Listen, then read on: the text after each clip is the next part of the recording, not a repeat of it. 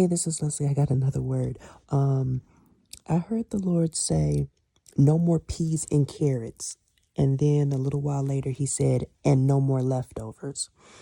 And I knew what he meant when he said no more peas and carrots. Many of us have been accepting the bare minimum.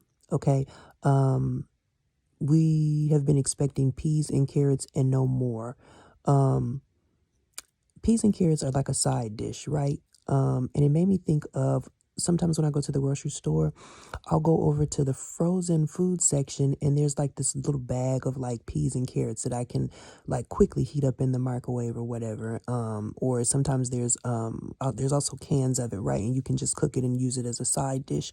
God says that his children, his disciples have been playing at life or accepting just the bare minimum, accepting peas and carrots as if it's like a whole, 5-course meal. And we've been very grateful for little, content with little. But God says that he is a great God. And yes, you are to be grateful in all things, but it's time to be grateful for the great. Okay. He says that many of us are eating both in the natural and in the spiritual, as if we're paupers. Okay. A pauper is a poor person. And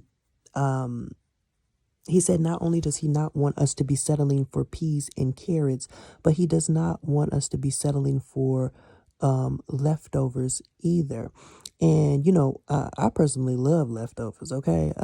I love to pop some leftovers in the microwave. I feel like, the seasoning and all that has marinated in the food a little better, and I probably enjoy it more so the second day. But that has nothing to do with it. God is saying that we are accepting the bare minimum. We are accepting leftovers or whatever the world just hands to us when we are children of the Most High. We're children of a King. And, when you think about it, kings and queens don't usually eat leftovers, do they? Think about, what is her name? Queen Elizabeth. I have a feeling, and I could be wrong, but I highly doubt that she was eating leftovers. When you are a king or a queen or you are the descendant of royalty, I'm going to say, I'm going to just venture to say 10 times out of 10, they have, staff, they have servants who are cooking them meals 3 times a day, or however many times they're eating a day.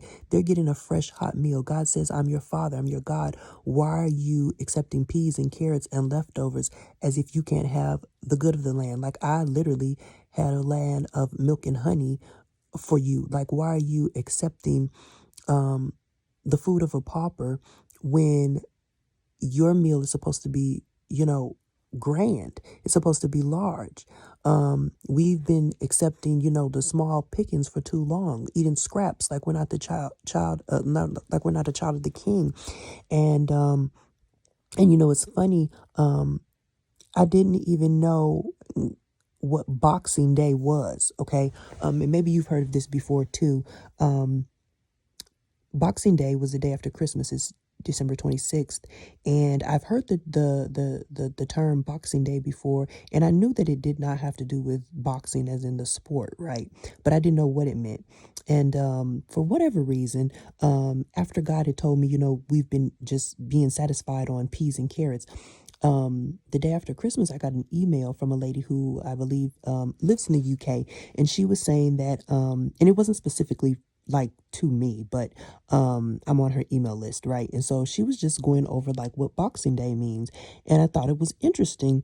But then God reminded me that he was saying no more peas and carrots and no more leftovers. Okay, so on Boxing Day, what happens is, or what this day actually used to signify was those that were rich, of would have servants, staff, maids, help, whatever you want to call it, that would of course serve them on Christmas, serve them, their family, their friends, however, whatever they had going on for Christmas. So that meant that the staff, the help, would not see their own family on Christmas Day. And so on December 26th, which was then named Boxing Day, the help, so to speak, would get boxes of like, you know, maybe it would have a couple little gifts or whatever in it, but it would also have like leftovers from their employers. And they would take these things back home to their family. And on the 26th, Boxing Day, they would have their own Christmas with their own family. God says you do not have to eat the scraps and the leftovers from anybody else's table, anybody else's plate, okay? You know, these people would, the help would literally scrape this food into boxes, and then I guess if their employer allowed them to, they would be able to take it home. No more bare minimum, no more peas and carrots, no more leftovers. You don't have to eat anybody's scraps, anybody else's leftovers. You are very much deserving of a hot, fresh cooked meal. You know who you serve. You serve the Lord, okay? And I don't care who your employer is. I don't care who is over you or who you feel like you have to be subservient to. You serve the Most High God. And he says that he has a piping hot meal ready for you. No more peas, no more carrots, no more scraps, okay? No more living like a pauper, no more living beyond. Because you know what? Truly, it's a thing of living right, what's it called? Below poverty level, right? But it's a spiritual poverty where you think that you can only where you think that you are only deserving of certain things, or you know you shouldn't ask your father. And I think I've said this before in a word. You are very much deserving of asking your father for what it is that you need. Okay, we don't have to eat like paupers. We don't have to eat like we're the help when we're not. We belong to God, and so we deserve the best. Okay, we deserve the best. We don't have to settle for just anything of what's thrown our way. I hope this is making sense. No more peas and no more carrots. Ask your father for what you, not just what you need, but also what you want. He knows what you need, but he's saying you can also ask for what you want. And listen, I'm being jovial, but if you want crab legs, okay, ask him for what you want. He wants to know what you want as well. You don't have to.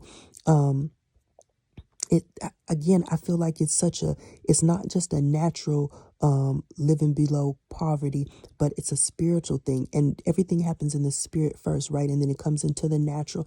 And if spiritually you feel like you are bankrupt, or that you are you're below poverty level, where your spirit man is, because you refuse to nourish your spirit man appropriately, that's going to carry over into the natural. And that's why some of us are so depleted. That's why so many of us are malnourished. It starts in the spirit first. And God said, you know, we can't live off of bread alone, right? He has meat. His word is meat, okay?